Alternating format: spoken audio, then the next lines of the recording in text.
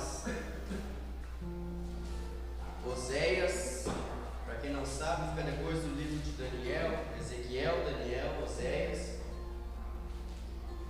Os profetas menores são 12 livros que a Bíblia, são os últimos 12 livros do Velho Testamento, e eles não são chamados de profetas menores porque eles são menos importantes do que Isaías, do que Ezequiel, do que Jeremias.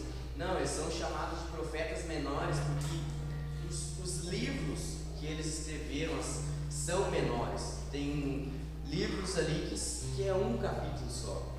Então por isso que eles são chamados de profetas menores, não que eles são menos importantes. Não, eles são tão importantes quanto Ezequiel, quanto Jeremias, quanto Daniel, quanto Isaías, que são chamados de profetas maiores. Aleluia. Oséias, nós vamos decorrer sobre esse livro.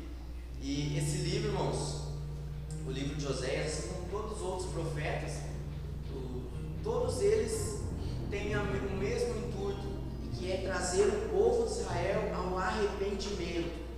E no livro de Oséias não é diferente, porque aqui fala, gostaria que você lesse comigo, em Oséias capítulo 1, no versículo 2, vamos ler desde o 1 e 2. A palavra de Yahvé, o Senhor, que veio a Oséias, filho de Beeri, durante os reinados de Uzias, Jotão, Acás e Ezequias, reis de Judá, e de Jeroboão, filho de Jeoás, rei de Israel. Assim que Yahvé começou a falar por intermédio de Oséias, ele lhe ordenou: vai e toma uma mulher que se entrega à prostituição. Os filhos que vos nascerem serão os filhos da infidelidade, porquanto toda a nação é culpada do mais vergonhoso adultério, afastar-se de Yahvé e apegar-se à idolatria. Esse é o foco deste livro, fazer o povo se arrepender desta prática. Olha só, toda a nação é culpada do mais vergonhoso adultério, que é o que? Afastar-se de Deus e apegar-se à idolatria. Quando nós nos afastamos de Deus e nos apegamos à idolatria. No título da minha Bíblia, no capítulo 1, diz assim: a lealdade de Deus e a infidelidade de Israel. Então a mensagem que Deus deu para Oséias, para ele pregar para o povo, é justamente isso, sobre a lealdade do nosso Deus, a lealdade de Deus, mesmo o povo sendo infiel. E Deus queria que o povo fosse levado ao arrependimento, que se arrependesse dessa prática de adultério, como chama aqui, que é quando nós nos afastamos de Deus e nos apegamos à idolatria. Neste caso aqui, quando a Bíblia fala em idolatria, nós vamos ler mais para frente, está falando justamente quando o povo abandonou Deus e adorava outros deuses, adorava outras estátuas esculpidas por homens, e é sobre isso que o livro de Oséias fala. Mas idolatria não é somente isso, não é somente eu adorar uma estátua, não. Idolatria é também tudo o que eu coloco no lugar de Deus. Qualquer coisa que eu coloco acima de Deus, que eu adoro mais que Deus, isso também é idolatria. Quando eu coloco a minha família acima de Deus, quando eu idolatro mais a minha família do que a Deus, quando eu adoro mais a minha família do que a Deus, mais o meu emprego, quando eu dou mais importância para o meu emprego do que para Deus, tudo isso é idolatria.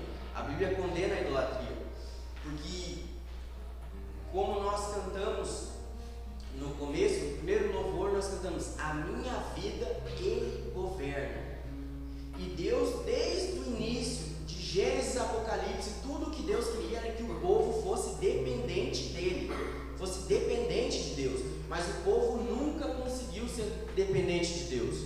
Várias passagens durante a Bíblia relata isso. O próprio livro de Juízes mostra isso, que Deus não conseguiu ser dependente de Deus.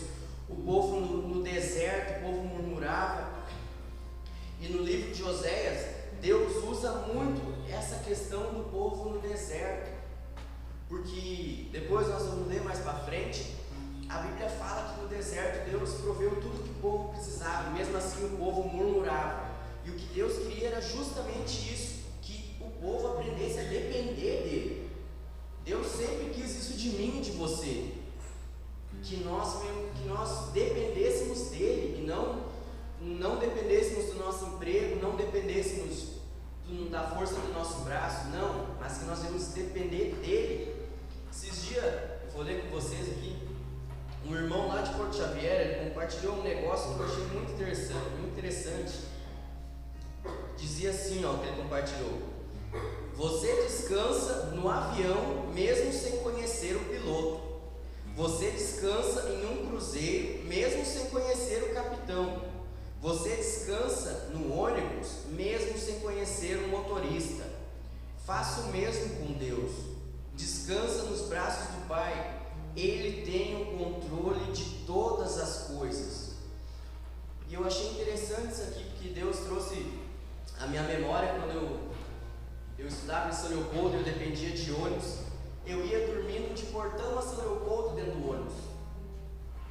Eu sabia que tinha um homem, uma figura humana dirigindo aquele ônibus, e eu confiava, eu ia dormindo de Portão a São Leopoldo.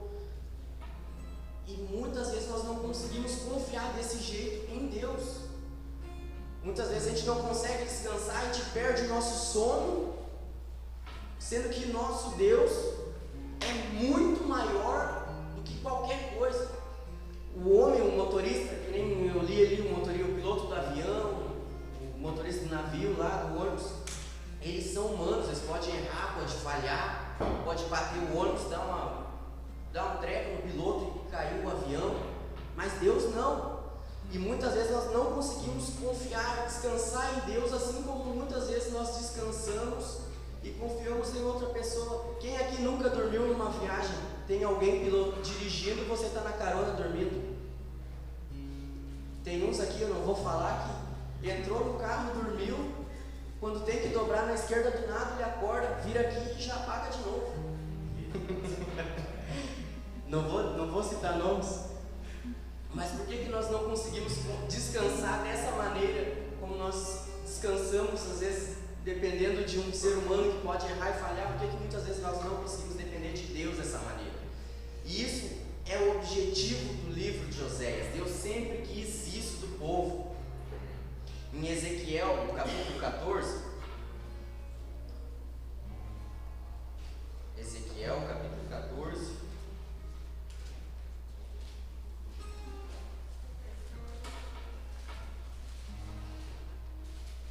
Ezequiel, capítulo 14, versículo 2. Aqui fala justamente sobre a idolatria. Ezequiel, capítulo 14, versículo 2. Quem achou disso, amém? Amém. Passo a ler. E aconteceu que a palavra de Yahvé veio novamente a mim, dizendo: Filho do homem, estes homens ergueram ídolos em seus corações e colocaram tropeços e obstáculos malignos para a queda deles próprios. Daí no versículo 5 diz assim: Assim agirei a fim de reconquistar o coração de toda a casa de Israel, nação que me desprezou em troca de seus ídolos inúteis. Assim agirei a fim de reconquistar o coração de toda a casa de Israel, nação que me desprezou em troca de seus ídolos inúteis. Aleluia. Pode voltar lá para Oséias. Ali no livro de Ezequiel, como nós lemos, Deus condenando a idolatria do povo, porque Deus, como eu falei, queria que o povo dependesse dele.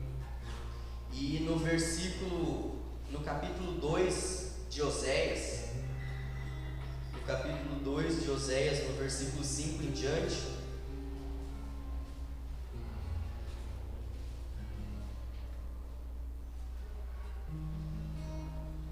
capítulo 2 de Oséias, no versículo 5, diz assim: Pois a mãe deles se prostituiu. Aqui, quando fala a figura da mãe, a figura da esposa, está se referindo ao povo de Israel. pois a mãe deles se prostituiu.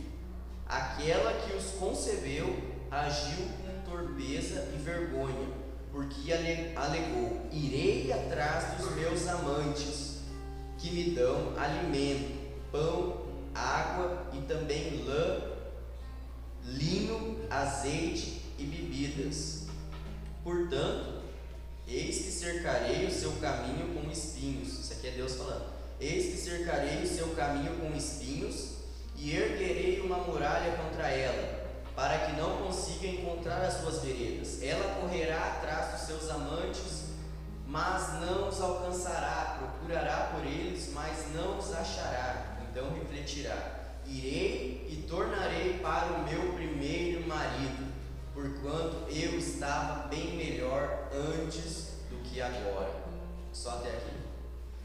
Aqui se referindo ao povo de Israel e a Deus, quando o povo abandonava Deus e ia atrás de outros deuses, como nós lemos no livro de Juízes. Todas as vezes o povo partia para a idolatria, eles começavam a ver que o cerco fechava contra eles, os outros exércitos começavam a pressionar eles, e eles, apavorados, eles clamavam a Deus: Deus, envia um juiz, envia alguém que possa nos livrar dessa situação. E toda vez Deus levantava um juiz que tirava eles dessa situação. Quando melhorava as coisas, eles partiam novamente para a idolatria, eles abandonavam a Deus novamente e iam de novo adorar outros deuses. E aqui, é interessante que ele fala, referente ao povo de Israel: irei e tornarei para o meu primeiro marido. Deus aqui falando, então refletirá, ou seja, o povo pensando: irei e tornarei para o meu primeiro marido, porquanto eu estava bem melhor antes do que agora. E no versículo 5 falando que o povo abandonava Deus para ir atrás das coisas, sendo que quem conseguia as coisas era Deus, quem provia tudo o que eles precisavam era Deus. No versículo 14 diz assim: apesar de tudo, decidi trazê-la para mim. Eis que vou levá-la para o deserto, e lá a sós falarei ao seu coração. Eis que vou levá-la para o deserto. Toda vez que a Bíblia fala sobre deserto, fala sobre um processo, um lugar de aprendizado. E quando o povo passou 40 anos no deserto, eles passaram 40 anos no deserto para aprender a ser dependentes de Deus. Porque no deserto eles não tinham alimento, eles não tinham água, mas tudo isso provia, e todos os dias eles tinham um alimento, e eles nem precisavam guardar alimento para outro dia, porque no outro dia Deus ia prover o alimento novamente. Deus fazia sair água da rocha. A Bíblia fala que nesses 40 anos que eles passaram pelo deserto, os calçados, os sapatos deles não se desgastavam. No deserto, os calçados, os sapatos não se desgastavam. Então, toda vez que a Bíblia fala sobre deserto, é sobre um lugar de aprendizado, sobre um lugar onde nós, muitas vezes, entramos para que Deus nos coloca para nós sermos dependentes dEle, para nós reconhecer que nós precisamos dEle, que tudo que nós precisamos vem dEle, tudo que nós precisamos é Ele. Ele provém todas as coisas para mim e para você. Em Êxodo, no capítulo 32, você não precisa abrir, fala ali sobre o bezerro de ouro. Você conhece essa história? Por isso que Deus sempre condenou a questão da idolatria, porque Deus tirou o povo do Egito, e quando Moisés se ausentou por uns dias, porque Moisés estava no Monte Sinai, o povo já ficou apavorado: meu Deus, cadê Moisés? Nós estamos perdidos, não tem ninguém nos guiando. E o povo pediu para Arão: constrói um bezerro de ouro para que nós pudéssemos adorar. Vou abrir lá Êxodo 32 para nós ler. Se você quiser abrir, Êxodo 32.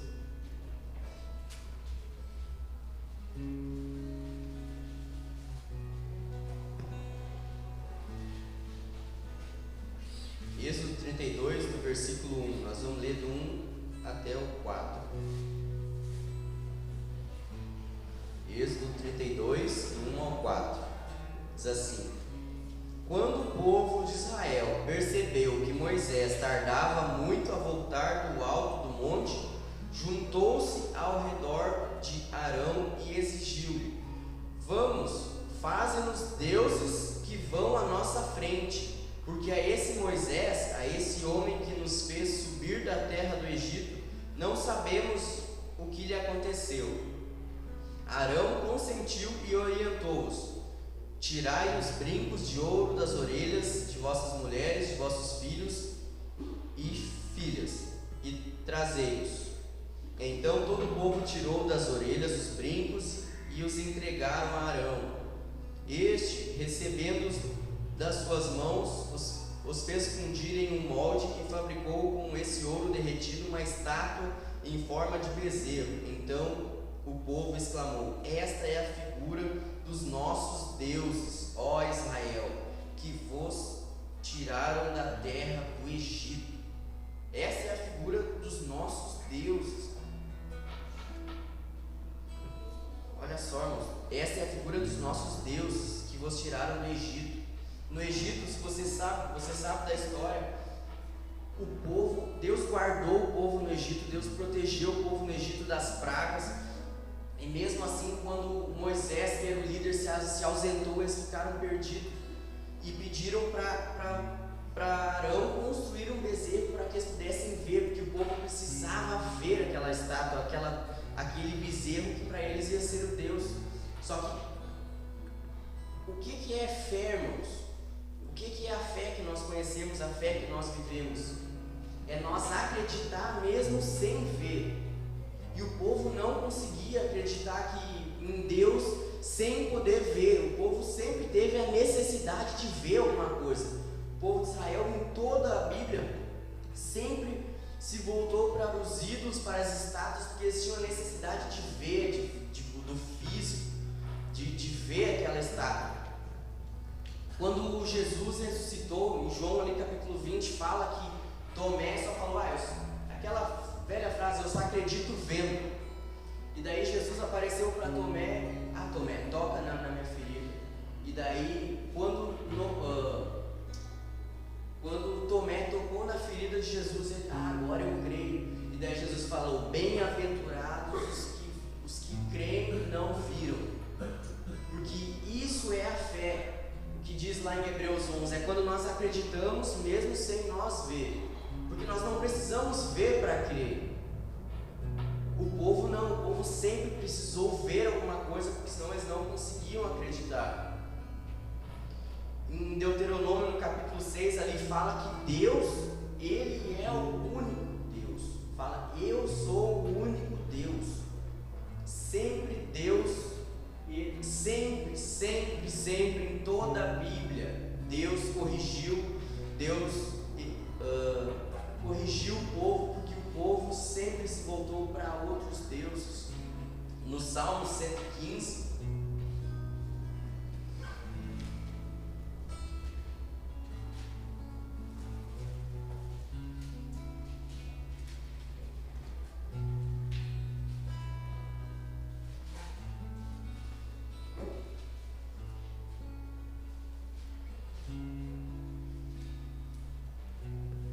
Salmo 115, ali no versículo 3, diz assim: nosso Deus está nos céus, tudo o que deseja Ele tem o poder de realizar.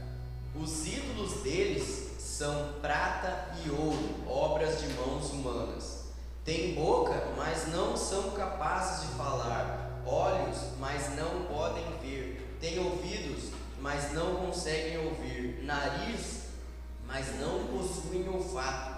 Suas mãos não apalpam, seus pés não caminham, som nenhum emite a sua garganta.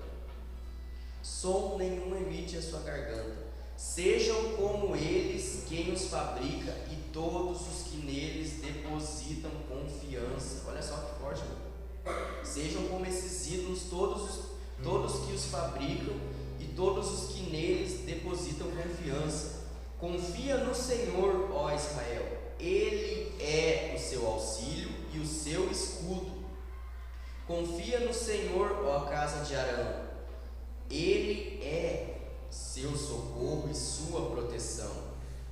No deserto, Deus no deserto, de noite ele era o fogo que aquecia o povo, de dia ele era uma nuvem que guiava, uma nuvem que fazia sombra para o povo, fazia sair água da rocha. Todo dia caía um maná do céu, o povo não precisava aguardar, porque no outro dia ia ter mais. Só que mesmo assim o povo sempre murmurava, o povo sempre reclamava. O povo sempre reclamava. No versículo 15 de Oséias 2,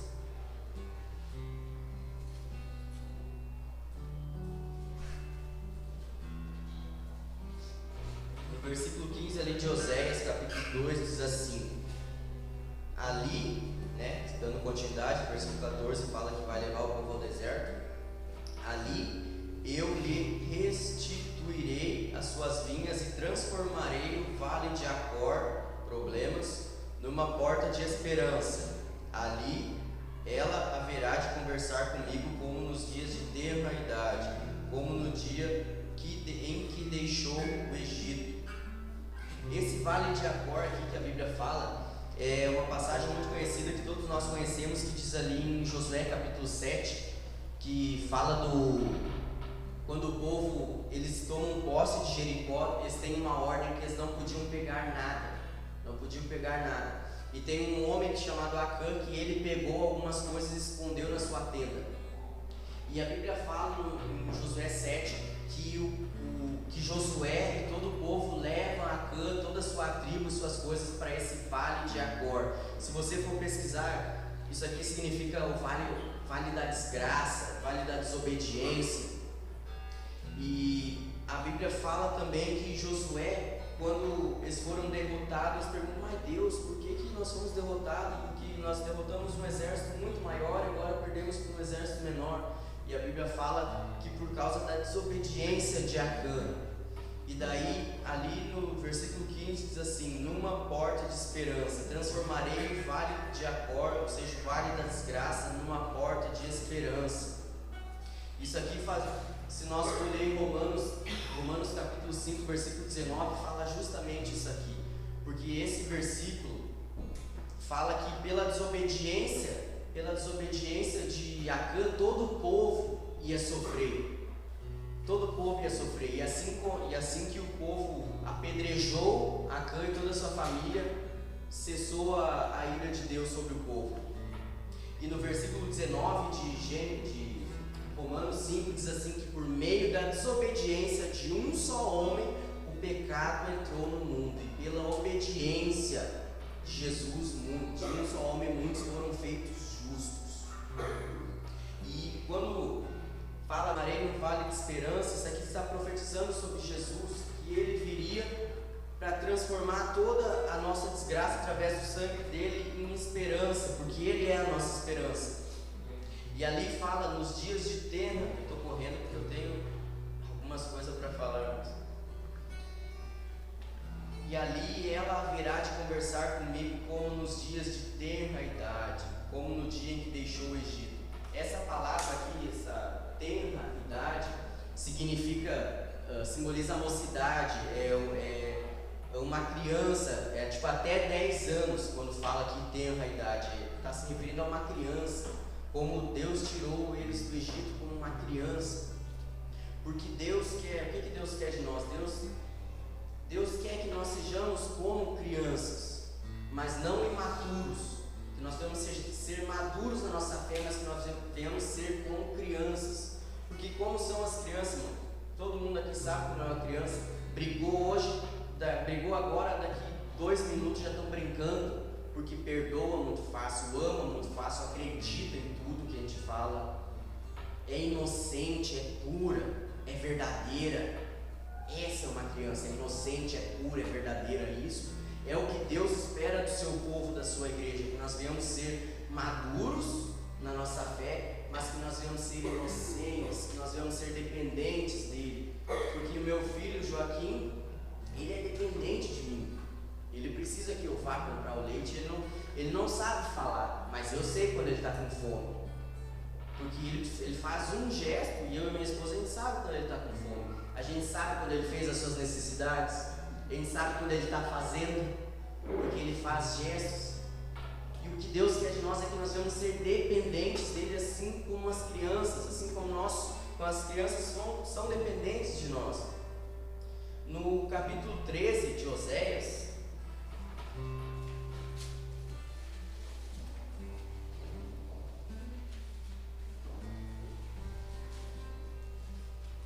vamos ler no 11, primeiro capítulo 11. Oséias 11. No título da minha diz assim: o amor do Pai pelo Filho Israel. Oséias 11:1 diz assim: quando Israel era menino, eu o amei muito, e do Egito chamei o meu filho. Falando do povo, né? Todavia, quanto mais eu chamava meu povo, como quem chama seu filho, mais essa gente se afastava da minha pessoa. Eles ofereciam sacrifícios aos Baalins e queimavam incenso diante de imagens de ídolos esculpidos. Olha só, quando Israel era menino, eu o amei muito, e do Egito chamei o meu filho. Quando Deus levou o povo para o Egito, Deus quis, aqui fala, quando Deus levou o povo para o deserto, aqui fala que no Egito eles eram meninos. No deserto, Deus queria fazer Israel virar homem dependente de Deus, convicto de que Deus é o seu Deus, é o nosso Deus. E eles não aprenderam, continuaram como meninos, oferecendo incenso e adorando a outros deuses. E no versículo 5, do capítulo 13, diz assim: eu zelei e cuidei de vós no tempo do deserto, naquela terra árida e calorenta. Quando eu os alimentava, se fartavam, e depois de satisfeitos, tornaram-se arrogantes no coração, e em consequência me desprezaram. Olha só, Deus falando sobre o seu povo. Eu zelei e cuidei de vós no tempo do deserto, naquela terra árida e calorenta, quando eu os alimentava, se fartavam, e depois de satisfeitos tornaram-se arrogantes no coração, e em consequência me desprezaram. Irmãos, vamos parar e analisar na nossa vida, no nosso contexto. Quantas vezes será que nós já não agimos dessa forma? Quando Deus provê algo para nós, Deus supriu uma necessidade nossa, e nós nos afastamos dele, muitas vezes nos aproximamos dele só porque precisamos de alguma coisa. Deus, ele não quer isso de nós, ele abomina isso, ele quer que nós venhamos ser dependentes dele, que nós venhamos estar junto com ele todos os dias, independente de ter ou não ter. Paulo fala algo interessante: eu sei ter e sei não ter, eu sei ter e sei não ter, eu sei o que é ter muito e eu sei o que é ter pouco. E Paulo foi um homem que nunca abandonou a Deus. Depois que se converteu, ele nunca abandonou a Deus e acabou morrendo por causa desse Deus que antes ele perseguia. Daí no versículo 1 do capítulo 13, que diz assim: Oséias se reconcilia com sua esposa. Então Yahvé me ordenou: vai outra vez até tua mulher e trata com amor, ainda que ela seja amada por outro e viva em adultério.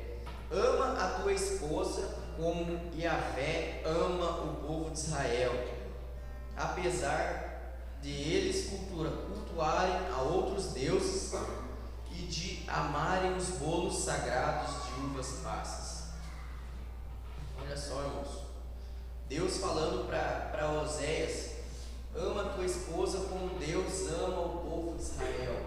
Aqui fala sobre a esposa de Oséias, que ela era adulta, ela era uma prostituta, e Deus manda Oséias amar a esposa dele, assim como Deus ama o povo de Israel, mesmo eles adorando a outros deuses e oferecendo sacrifícios, porque esses bolos aqui que fala, bolos sagrados, o povo oferecia ao deus Baal pela colheita, sendo que tudo vem de Deus.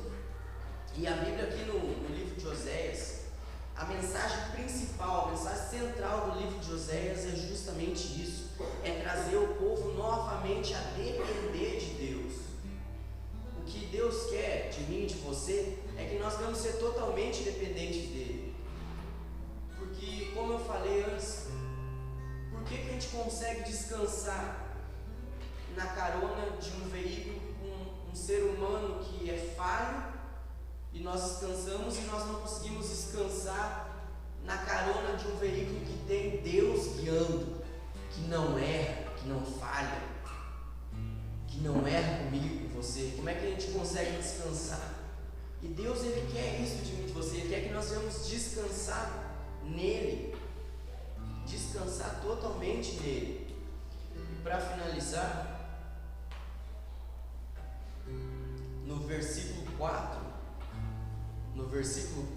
de Oséias 14,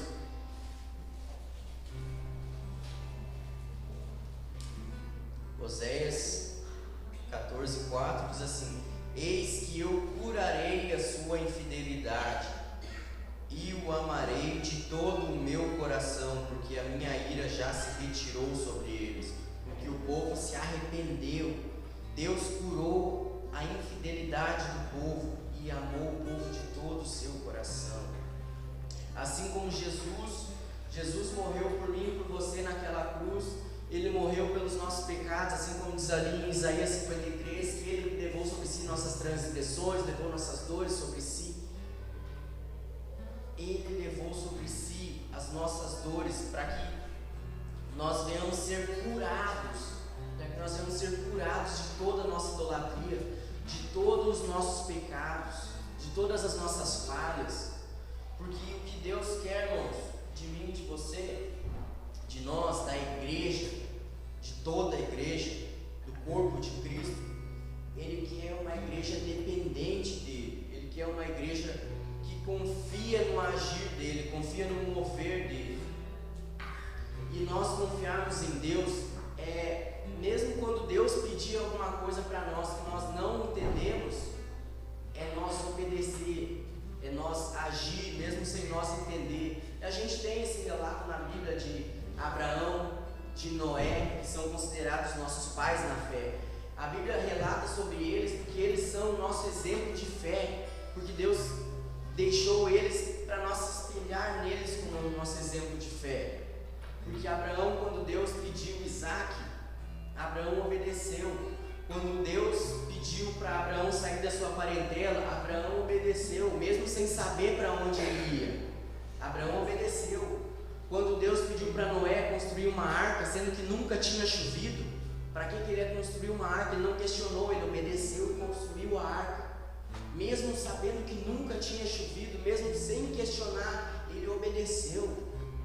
E o que Deus quer da gente é que nós venhamos obedecer e andar na dependência dEle. Andar na dependência dEle. Tem aquela passagem muito conhecida que todos nós sabemos, quando Jesus manda os discípulos, entra com os discípulos no barco e fala que vão atravessar para o outro lado.